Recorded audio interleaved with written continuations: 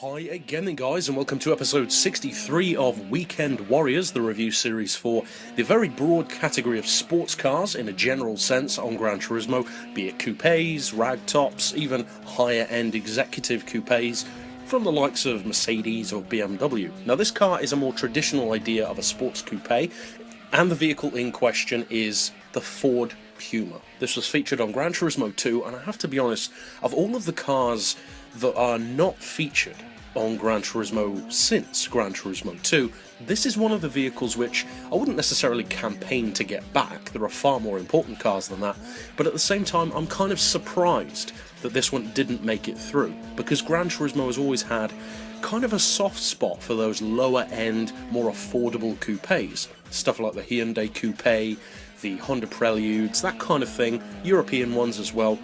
And so I'm kind of surprised that they didn't include this one after Gran Turismo 2. Now personally I love the rally versions of the Ford Puma. The rally road version as well, I think was called the Puma Sport, or the Sport Puma, whatever it's called. It's got a wide body kit. I think it was only available in blue. It's a pretty nice car. There's one relatively near me. And it's a good looking machine. It's kind of an undervalued performance car. Generally speaking though, it's not exactly thought of as being a performance monster. So what's it like on Gran Turismo 2? What kind of potential does it have? Because it's small, it's relatively unassuming, it does have a race modified version, and we'll get to that one a little bit later in the video, as we always do. But for now, what do you actually get? Well, for 28 grand, or just under, you get a 1.7 litre, of course, front mounted, naturally aspirated engine. It's front wheel drive, and in fully tuned form you're looking at a pretty decent, but at the same time not mind-blowing, 252 horsepower and 193 foot-pounds of torque.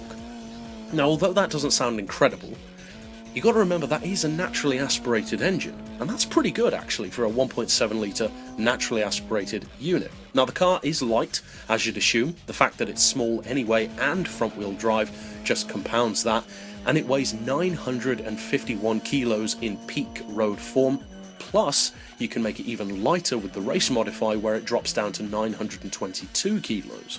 That's pretty good, and although the race modify version isn't as much like the rally car as I would have liked, it certainly has that kind of style to it. Now the horsepower per tonne is 265 on the normal version, 273 on the race modify. So again, for a car of its power, that's pretty good. The fact that it weighs just under a tonne helps, of course, a lot in that regard. As far as performance goes, it's not quite as strong around corners as I would have hoped. There's actually a little bit of oversteer in the case of this car, but that's not too surprising for Gran Turismo 2, because a lot of cars do oversteer. They tend to be a little bit slippery, and even in race modified form, you can get the tail out on this car fairly easily. That being said, it's certainly not a bad handling machine. The front wheel drive will correct your steering more often than not, and you really have to sway from side to side to make the car fully lose control. It is very nimble, it's very quick, and in the grand scheme of things, although this put simply isn't a car that I would recommend everyone has to buy on Gran Turismo 2, I do think it's worth considering, at least.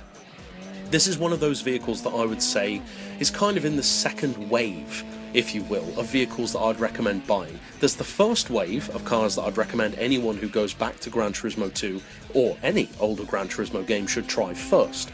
In the case of Gran Turismo 2, that's stuff like the Espace F1, the Ford GT90, the Silhouette Skyline, that kind of thing. The biggest standouts, if you will, of the game. For something like Gran Turismo 4, it would be the Patent Motor Wagons, the Ford Model T. You get the idea.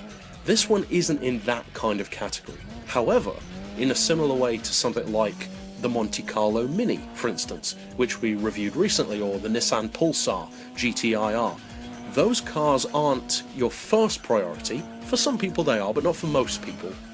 And so that's why I call them the second wave.